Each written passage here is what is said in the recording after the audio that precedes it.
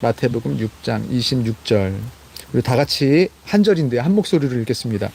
공중의 새를 보라, 심지도 않고 거두지도 않고 창고에 모아들이지도 아니하되 너희 하늘 아버지께서 기르시나니 너희는 이것들보다 귀하지 아니하냐. 아멘.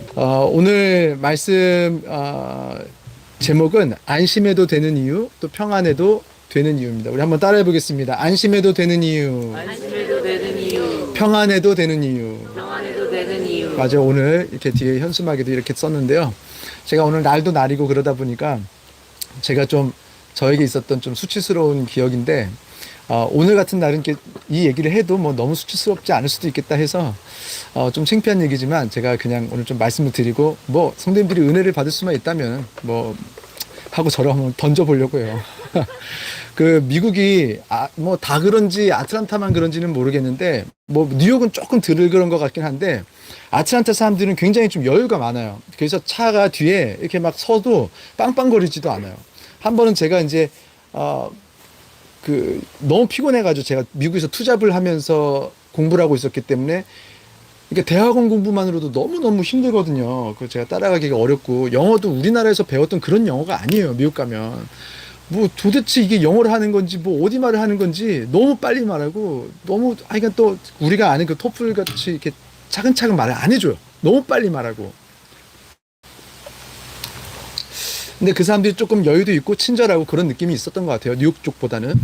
근데 여기 문화가 뭐냐면, 아마 이거는 전반적으로 미국에서 좀 다 그럴 것 같긴 한데, 대충 지나가다가 이렇게 사람이 지나가잖아요. 그러면은 우리는 안 쳐다보잖아요, 애초에. 근데 이 사람들은 쳐다봐요.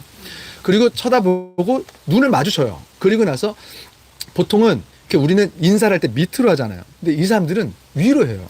살짝 툭 쳐지면서 헤이라는 말을 들릴 듯 말 듯, 고개를 위로 들은 듯 안 듣듯 살짝 지나가면서 걸어가면서 눈이 맞은 헤이, 헤이. 이 정도? 헤이. 이 정도, 이게 들릴 듯 말 듯하게 헤이. 그렇게 하면 상대방도 헤이. 이렇게 하고 지나가요.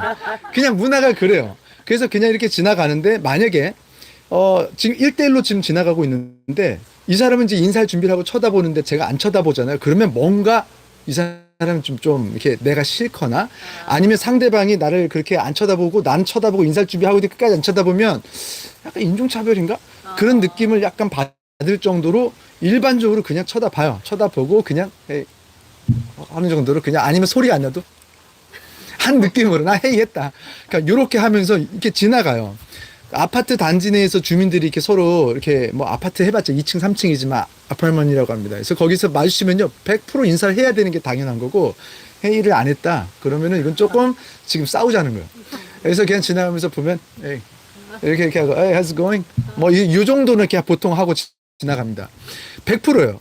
근데 제가 이제 요괴에 이제 익숙해져 있는 상태인 거예요. 그리고 제가 이제 미국에서 이제 자주는 못 나오고, 제가 일을 하니까 여름방학 때 이제 잠깐 한 17일, 18일 정도 이렇게 휴가를 보통 얻어요. 그래서 이제 한국에 와가지고 2주 지나고 이렇게 들어가는데, 한 번은 강남을 갈 일이 있어가지고 제가 지하철을 탔고 한강 철교를 이렇게 막 지나가고 있었습니다.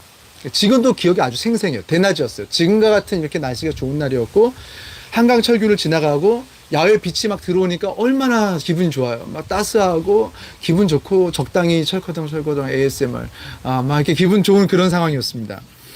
그리고 사람이 너무 많지도 않고 적지도 않았고, 긴 의자마다 이렇게 한 뭐 서너 명, 너댓 명 이렇게 앉아 있는 그 정도였어요.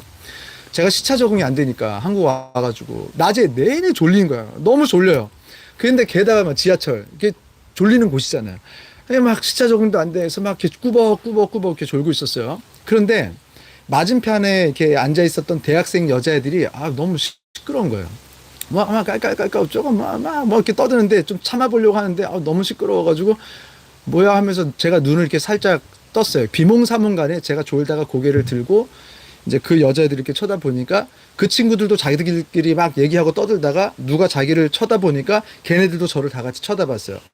그래서 눈이 맞았고 제가 그 친구들에게 미소와 함께 에이. 저는 분명히 들었어요. 기억은 확실히 안 나지만 이렇게 무슨 이렇게 욕 같은 걸 저한테 했고,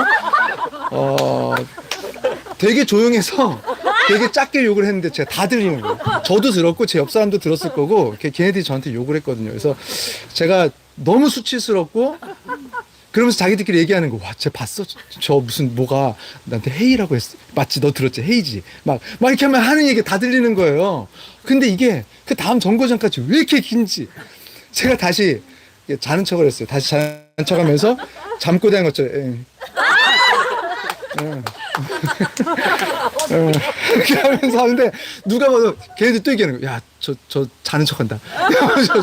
하면서 이렇게 지금 제가 좋게 말하는데 욕 섞어서 했어요. 그래서 제가 강남역까지 가려면 멀었는데 저는 마치 다음 역에서 원래부터 내리려고 했었던 것처럼 이렇게 내렸고 하여간 너무너무 수치스러웠던 그 기억을 하면서 내가 다시는 내가 진짜 지하철 안 타든지 잠을 안 잔다 그런 생각했던 기억이 납니다. 우리는요, 우리 상황을 이렇게 자꾸 헷갈리면, 내가 지금 어디에 있는지를 자꾸 헷갈리면, 내가 지금 미국인지 한국인지, 아니면 내가 처하고 있는 상황이나 처지를 자꾸 헷갈리면요, 안 겪어도 되는 고난을 당하기도 하고, 안 겪어도 되는 수치를 저처럼 경험하기도 하고, 안 겪고 넘어갈 수 있었던 후회가 되는 수많은 결정들을 하면서 삽니다. 저는 이렇게 1, 2분만 수치를 참으면 그 지하철에서 다행히 이렇게 내릴 수가 있어서 다행이지만 우리가 지난 날들 우리가 살아오면서 여러분들이 해왔던 그 실수들 그걸 떠올려 보면요. 어떤 것들은요. 내가 1년, 2년이 지나도 수치스럽고 고통스러웠던 그런 기억들이 있고 어떤 거는 너무 크게 잘못해서 너무 크게 돈 문제가 생겨서 아니면 너무 크게 가족 간의 어떤 인간관계에 문제가 생겨서 어떤 건 1년, 2년이 아니라 10년, 20년이 지나도 후회스럽고 가슴이 아프고 때로는 화병이 나고 우울증에 걸리고 미치겠고 죽겠는 그런 일들이 생각보다 많은 분들에게 일어납니다. 아마 보통 한두 개씩은 다 있을걸요. 말을 못해서 그렇지. 그런데 그런 일들이 보통 언제 일어났냐? 바로 우리 상황에 대해서, 우리 처지에 대해서 잘못 인지하고 있는 거예요. 잘못된 정보를 가지고 있고, 그래서 잘못된 감정을 느끼고, 잘못된 노력을 하고, 잘못된 결정을 해요. 그래서 우리가 겪지 않아도 됐었던 잘못된 결과들을 마주하면서 사는데, 어떤 사람들은 그 상황에서 벗어나기 위해서 1, 2분만 노력해도 되는 경우가 있지만, 앞서 말씀드린 것처럼 어떤 거는 10년이 지난데도, 20년이 지난데도 후회가 되고, 제가 지난주에 어떤 집사님 한 분이랑 통화하는데 예전에 어떤 일들이 있는데 그거를 이제 말씀을 못 하시고 맨날 회개만 이게 문제가 있는 거 아니냐고 늘 회개만 나온다는 거예요. 너무 큰 실수를 했나 봐요. 내가 그때 왜 그랬을까? 절대 하지 말았어야 됐던 일들을 예전에 했나 봐요. 그리고 나서 계속 후회하면서 기도만 하면 눈물이 나오고 늘 힘들다는 거예요. 이게 옳으냐? 이런 이제 어떤 상담을 한 적이 있습니다. 오늘 우리가 읽은 말씀은요, 보통 산상수훈으로 유명한 구절이에요. 마태복음 5장, 6장, 7장. 예수님께서 산상수훈, 산 위에서 하셨던 말씀인데, 물론 이거 말고도 산에서 하신 말씀이 많이 있어요. 그런데 산상수훈이라고 해서 아주 중요하게 우리 기독교인들이 여기고 있는 말씀이 따로 있는데, 그게 마태복음 이 5장, 6장, 7장이에요. 이 산상수훈, 산에서 전하신 이때 이 말씀은요, 기독교의 대헌장이라고 불리기도 하고 모든 사람들이 자신들의 삶에 반드시 적용해야 하는 황금률이다 이렇게 불리는 말씀이기도 합니다. 그래서 제가 사실 소트리팜에 가면 어떤 말씀을 전하면 좋을까 그렇게 기도하면서 고민하다가 이왕이면 예수님께서 산에서 전하셨던 이 말씀, 그리고 우리 기독교인들에게 그렇게 중요하다면 오늘 산에 가는데 이렇게 새소리를 들으면서 바람 소리를 들으면서 예수님도 이런 환경에서 말씀 전하지 않으셨을까? 이런 상황이지 않으셨을까? 여기에서 우리가 그 안으로 이렇게 들어가서 우리가 말씀을 들으면 얼마나 좋을까 하는 마음으로 말씀을 준비했습니다. 근데 저는 그 생각도 있어요. 예수님께서 산에서 말씀을 전하셔서 우리가 산에 왔는데 성경에 보니까 예수님께서 배에서 말씀을 전하신 적도 있는 거예요. 그러면 우리도 이제 언젠가 이제 크루즈로 저는 그 성경에 보면 이집트 홍해 앞에서 모세가 그 앞에서 말씀을 전하잖아요. 언제 한번 우리 성도님들 다 같이 성지순례를 가서 홍해 앞에서 모세가 말씀을 전하는 것을 그 앞에서 말씀을 전하면 어떨까? 그리고 우리가 다 같이 시내산에 올라가요. 자, 그리고 지팡이 하나씩 잡아. 그리고 시내산에서 제가 성경책 펴고 10계명 펴고 그냥 10계명 가지고 말씀을 전하는 거예요. 시내산에서. 이거요, 다른 교회들이 하고 있는 일이에요. 우리 교회 이거 할 거예요. 우리가 이날을 위해서 준비하시면서 여러분 열심히 하나님께서 물질을 쏟아 부어주시기를 주의 이름으로 축원합니다. 어찌됐든 이 산상수훈, 자, 오늘 산에서 전하는 말씀 우리 이제 시작을 하는 거예요. 자, 쿠르즈와 시내산, 홍해는 이제 우리가 갈 거고. 자, 어찌됐든 우리가 반드시 마음에 품고 실행으로 옮겨야 되는 그런 말씀인데 잘 들으셔야 됩니다. 하나님께서 오늘 야 산에서 말씀을 들었더니 이렇게 잘하네. 자 다음엔 크루즈 하나님께서 열고 싶으시도록. 자 5장에서 7장까지 여러 가지 말씀이 있지만 그 중에서도 제가 가장 사랑하는 말씀이 있다면 마태복음 6장 말씀이에요. 제가 너무 자주 말씀을 전해서 아마 귀에 못이 박히게 아마 다 외우지 않았을까 싶은 말씀입니다. 그거는 이제 6장 이제 30절 뒤에 후반에 나오는 끝절이지만 제가 오늘 26절을 가지고 왔어요. 그 말씀 보니까 이렇게 써 있어요. 공중의 새를 보라. 심지도 않고 거두지도 않고 창고에 모아 들이지도 아니하되 너희 하늘 아버지께서 기르시나니 너희는 이것들보다 귀하지 아니하냐. 지금 새에 대해서 말씀을 전하고 싶으신 게 아니에요. 지금 뭐 풀을 말하고 싶은 것도 아니에요. 너희가 중요한 건 너희들. 그거를 위해서 잘 봐. 공중의 새를 봐. 그러면서 너희 처지를 좀 봐. 너희 상황과 너희 처지, 너희 환경이 어떤지를 좀 봐. 너희는 그것을 오해를 하고 있는 것 같아. 하면서 말씀을 전하시는 거예요. 지금 어떤 상황이냐면요. 산상수훈, 산에 가서 복음을 전하시는데도 말씀을 듣겠다고 따라올 정도라면 지나가다가 예수님이 말씀하시는 것을 얻어 걸려서 듣는 것이 아니라 진짜 듣고 싶어서 따라온 사람들이에요. 그냥 동네에서 어쩌다가 말씀을 듣는 게 아니라 여기까지 오신 분들이라면 진짜 말씀을 좀 한번 들어보고 싶다 하는 분들만 여기에 모여진 거거든요. 그래서 이 사람들은요, 기본적으로 예수님을 믿는 사람들이에요. 더 잘 믿는 사람들 중에 하나인 거예요. 그런데 문제는 예수를 믿고 천국 복음을 들었는데도 불구하고 지금 이 사람들이 두려워하면서 사는 거예요. 염려하면서 사는 거예요. 걱정하면서 사는 거예요. 평소 생활을 예수 믿는다고 하는데도, 교회 다닌다고 하는데도 평소의 생활에서 너는 뭐 종교 있어? 나 기독교야. 근데 이 사람 맨날 걱정하는 얘기, 이게 뭐 근심하는 얘기, 염려하는 얘기, 늘 벌벌벌 떨면서. 그래서 사람들이 너는 예수님 믿는다며 교회 다닌다면서 뭐가 그렇게 무서워? 뭐가 그렇게 걱정이 돼? 이런 상황에 있는 사람들이 여기 지금 다 모여 있는 거예요. 지금 이 산에 보니까 엄청나게 많은 사람들이 모였는데 그 모든 사람들이 다 두려움을 가지고 있었는데 그 두려움들을 압축해 놓은 말이 있습니다. 그것이 뭐냐면 마태복음 6장 25절에도 나오고 31절에도 나오는 표현인데요. 그게 뭐냐면 무엇을 먹을까? 무엇을 마실까? 무엇을 입을까? 무엇을 위하여? 목숨을 위하여. 이것이 지금 그곳에 있었던 수많은 사람들의 두려움을 압축해 놓은 그 소스가 뭐였냐면 목숨을 위하여 무엇을 먹을까 마실까 입을까였습니다. 요즘에 우리는 일에 대해서 말씀을 듣고 있는데요. 일은요, 거룩한 것이라고 그랬어요. 이 세상을 창조하신 하나님도 그냥 창조가 아니라 성경에 보니까 하나님께서 work, 일하신 것이라고 분명하게 나와요. 와, 신도 일한다. 우리가 계속해서 이렇게 배워왔던 건데, 그래서 이 일을 하다가 안식일은 어떤 의미냐면 이 일을 멈추는 날이라는 의미에서 안식일이 있었던 거예요. 하나님도 일을 하셨고 일을 멈추는 안식일 날 하나님조차도 쉬셨대요. 그런데 하나님은요, 이 안식일을 어떻게 생각하셨냐면 너무너무 싫은 일에서 해방되고 자유해지는 날로서 여기신 게 아니었어요. 전혀 상관이 없어요. 일도 좋아, 쉬는 것도 좋아. 둘 다 우리에게 필요한 거고 이 두 가지가 같이 있을 때 우리가 오히려 천국을 누릴 수가 있었어요. 누군가가 자신을 속박하고 구속하고 꽁꽁 묶어서 벗어나지 못하게 하는 것이 아니라 하나님께서 우리가 즐겁고 행복하게 새로운 창조를 계속하시는 의미에서 일을 하시는 거였어요. 그래서 우리가 그런 방향에서 일을 하고 있지 않다면 우리는 뭔가 잘못된 일을 하고 있고 누군가가 막 누군가를 괴롭히면서 쪼면서 자신의 욕심을 이루기 위해서 누군가를 막 희생시키고 막 아프게 하고 이것은요, 지금 우리가 하나님을 떠났기 때문에 우리가 누군가를 괴롭히기도 하고 괴롭힘을 당하기도 하면서 살고 있는 것입니다. 그래서 우리가 빨리 모든 사람들이 하나님을 알고 원래 의미에서 가장 본래적인 의미에서 일이 다시 회복되도록 하면 우리가 월요일 하면 월요병이 있는 것이 아니라 월요일도 즐겁고 화요일도 즐겁고 주일도 안식일도 행복하고 이 모든 즐거운 날들이 돼야 돼요.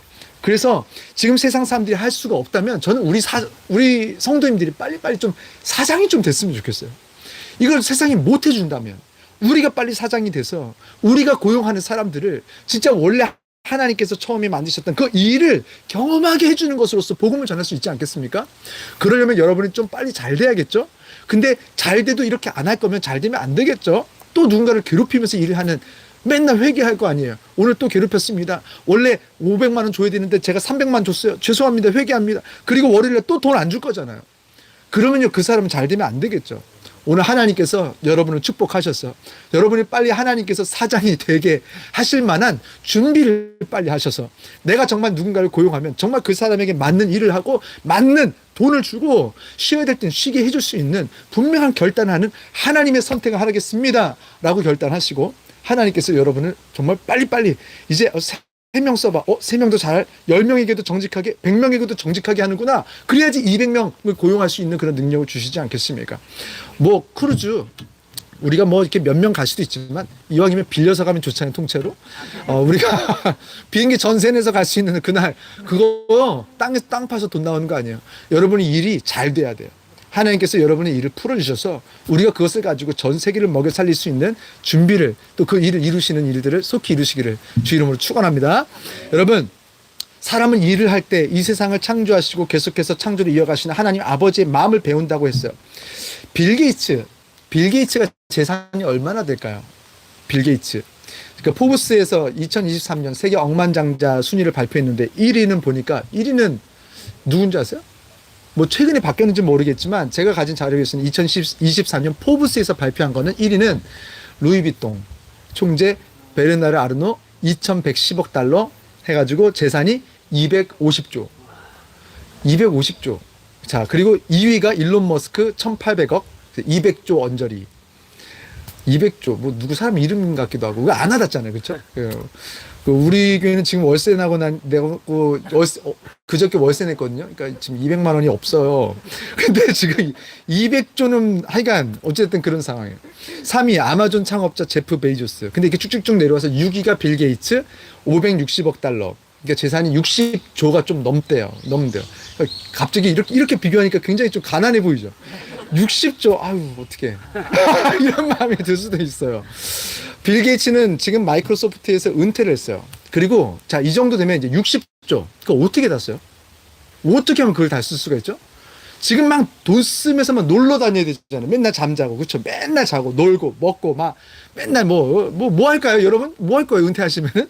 60조 있대요. 근데요, 지금 이 사람은 뭐라고 했냐면, 빌 앤 멀린다 게이츠 재단을 만들고 거의 공동 의장이 되어서 지금 열심히 새로운 일을 만들어냈어요.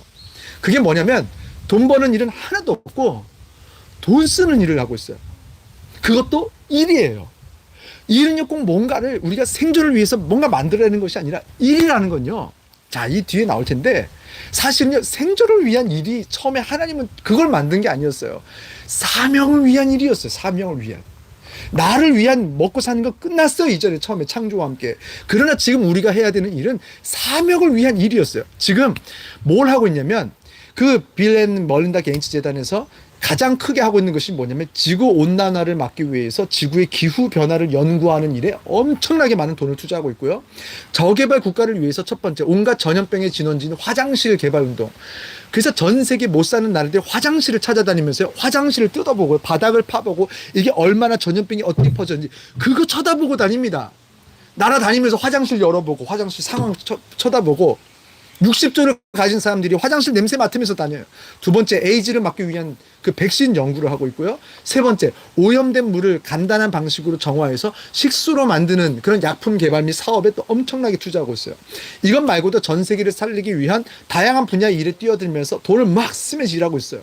이 사람은요, 바빠요. 은퇴했는데 바빠요. 돈 쓰느라. 누가 일하라고 좁니까? 혼자 저렇게 막.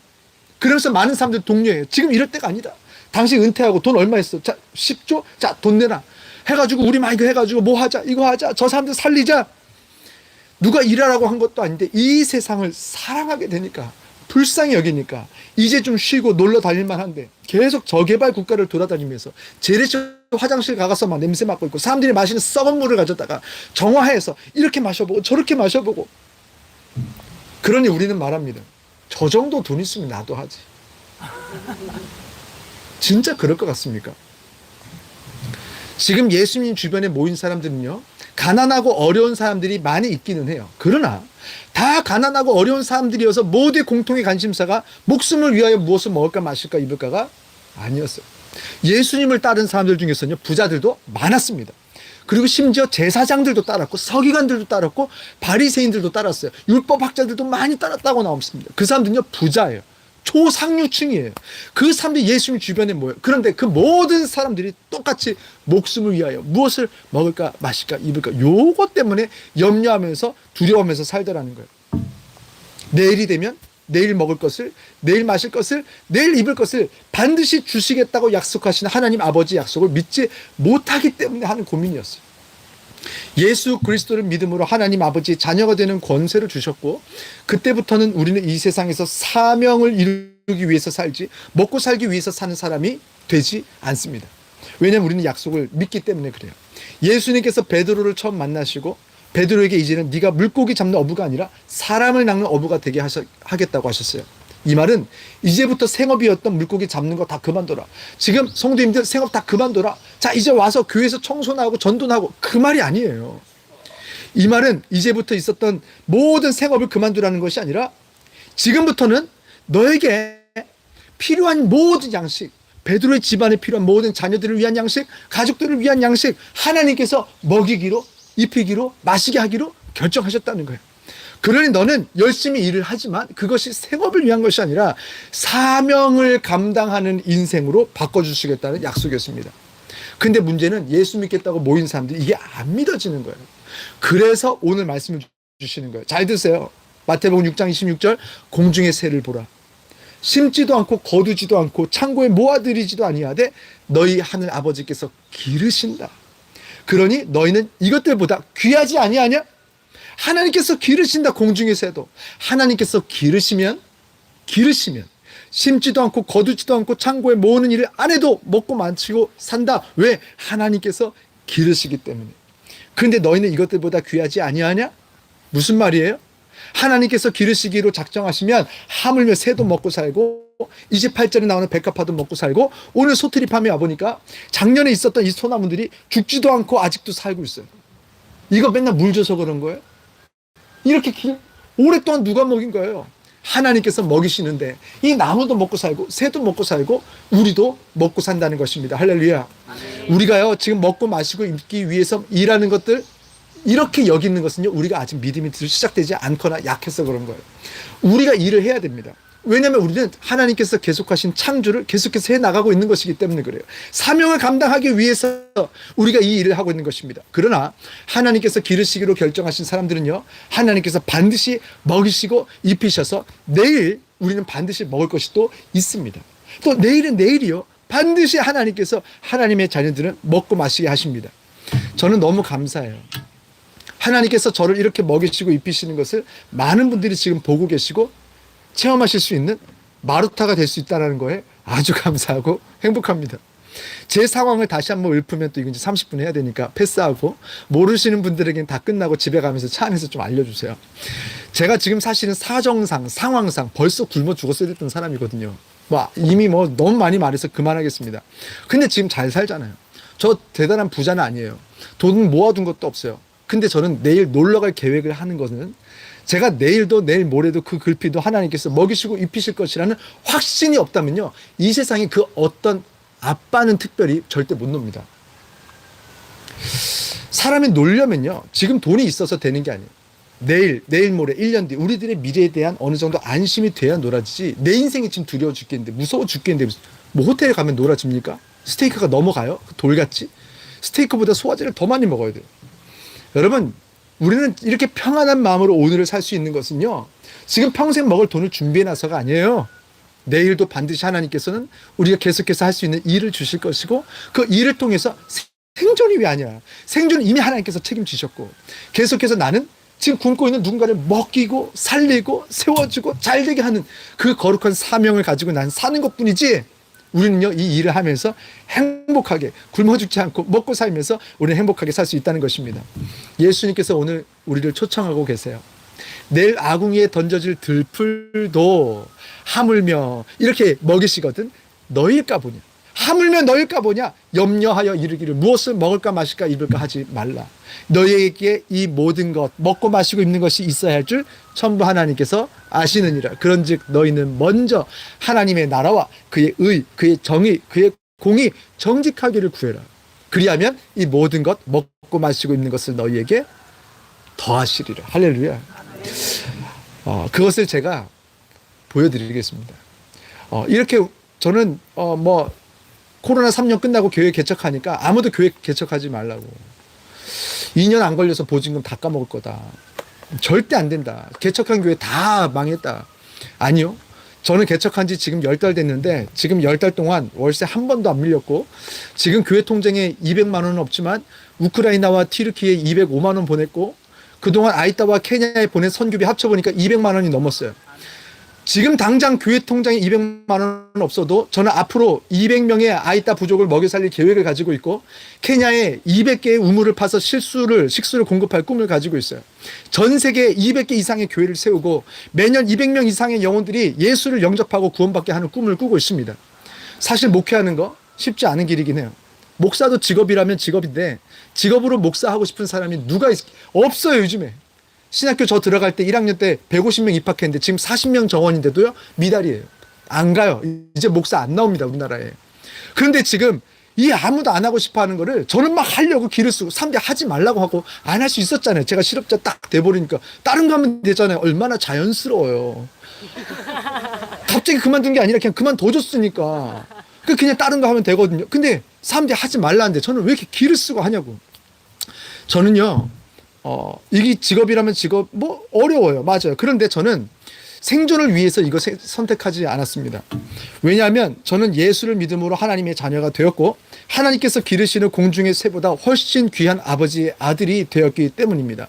그래서 저는요 먹고 사는 것에 대한 염려는 끝났어요. 그래서 제가 직업이 없었을 때도 두 아이의 아빠가 실업자가 딱 되고 모아놓은 재산 없이 마음이 편한 것은요 미치지 않고서야 불가능한 일입니다. 저도 책임감이 없지 않은 사람이에요. 저도 첫째 아들이고 평생에 이렇게 누구 이렇게 생각하면서 가족 안에서 그렇게 살았어요. 어떻게 하면 우리 부모님 먹여 살리고 어떻게 하면 내 동생 잘 사시지만 그냥 그런 마음이 있었단 말이에요. 저도 아이들 잘 먹이고 싶어요. 그런데 제 안에 믿음이 들어와 보니까 얘네들도 내가 먹이는 게 아니구나. 얘네들도 보니까 하나님 참 하나님 아버지의 아들이고 딸이고 그리고 내 아내도 하나님의 딸이다 보니까 이 굶어 죽을 방법이 없구나. 이 사람들은 반드시 먹고 마시고 입는구나. 그게 진짜로 믿어지는 순간이 저에게 왔어요. 그게 2011년인데 그러다 보니까 걱정이 안 되는 거예요. 무섭지가 않은 거예요. 그래서 제가 이게 딱 놔줬을 때 알 거예요. 저랑 같이 계속 있었으니까 제가 너무 잠도 잘 오고 사실 무슨 잠이 옵니까 지금 실업인데 실업수당도 안 나와요 목사는. 돈이 하나도 없는데 어떻게 먹고 사나. 근데 저는 계획을 했어요. 자 지금이다. 여행 가자. 이제까지 여행을 못 갔어요. 너무너무 부목사 하면서 바쁘면서. 여행이요 절대 못 갑니다. 내일이 보장이 되어 있지 않으면. 여행은요 돌아올 집이 있고 다시 시작할 일이 있는 사람들이 가는 게 여행이에요. 마음이 좀 뭐가 편안해야지 갈 수 있는 게 여행인데 여행을 갈 수 있겠더라고요. 그래서요 저희 경주 5일 동안 잘 갔다 왔어요. 잘 놀았어요. 저는 진짜 믿었어요. 그러면서 집에서 부엌에서 이렇게 유튜브 켜놓고 예배드리고 그렇게 했는데도 그 달에도 실업비 된 그 첫 달에도 하나님께서 제가 부목사 때 받았던 그 사례비만큼 하나님께서 이 사람 저 사람 미국에서 의사 부부가 100만 원을 보내주고 어디서 저기서 누군지도 모르는 사람들이 수요 성경쌤이나 감사해서 누군가가 또 200만 원을 보내주고요. 이런 식으로 하다 보니까 제가 부목사 때 받았던 그 사례비가 딱 채워진 거예요. 잘 먹고 살아요. 그 다음 달도 모르는 사람들이 이 사람 저 사람 10만 원, 5만 원, 2만 원, 3만 원 막 보내주는데 또 그게 채워진 거예요. 이 목회하라는 말인가 보다. 제가 사실 목회해야 되나 말아야 되나 저 페인트 준비하고 있었거든요. 그래서 이게 이렇게 여러 가지 생각하고 있었는데 이거 하나님께서 목회하라는 말이네. 제가 집에서 이렇게 그냥 유튜브 이렇게 하고 있는데 구독자 0명이었거든요. 근데 막 사람들이 막 들어오면서 조회수가 막 1000회 지금 그렇게 안 나와요. 지금은 150회 200회 그런데 그때는 1000회 800회 막 이렇게 나오면서 전 세계에서 막 이렇게 막 봐주는 거예요. 이게 어떻게 알고리즘이 어떻게 된 건지 모르겠는데 그리고 막 헌금을 보내시고 지금까지 저희 아들 하나도 안 굶었고요. 저희 이제까지 월세 한 번도 못 내본 적이 없습니다. 저희 인생은요 하나님의 아들 하나님의 딸이 되는 그 순간부터 먹고 사는 것을 하나님께서 책임지신다고 약속하셨기 때문에 우리는 굶어 죽을 방법도 없고 우리는 이제 그 사명을 감당하면서 이제 전 세계를 다니면서 먹여 살리는 일을 준비해야 되는 그런 새로운 인생이 시작된 줄 믿습니다.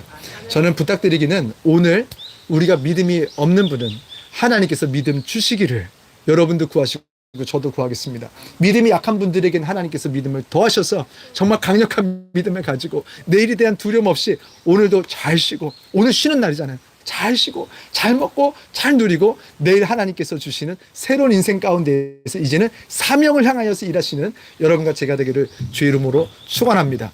이렇게 믿음이 시작되면 무엇이 시작되냐? 내일이 안심이 되니까 오늘도 안심이 되고 내일도 평안할 테니 오늘도 평안해지는 거예요. 그것이 바로 오늘 우리가 안심해도 되는 이유, 또 평안해도 되는 이유입니다. 아무쪼록 우리 성도님들 모두 하나님께서 주시는 안심이 있기를, 평안이 있으시기를. 그래서 고기도 그냥 평안하게 잘 드시고 레크레이션 할 때도 다른 생각하지 마시고 즐겁게 하시고, 그리고 오늘 하나님께서 주시는 기쁨을 충만하게 누리시고 돌아가시는 모든 성도님들과 제가 되기를 주의 이름으로 축원합니다. 기도하겠습니다.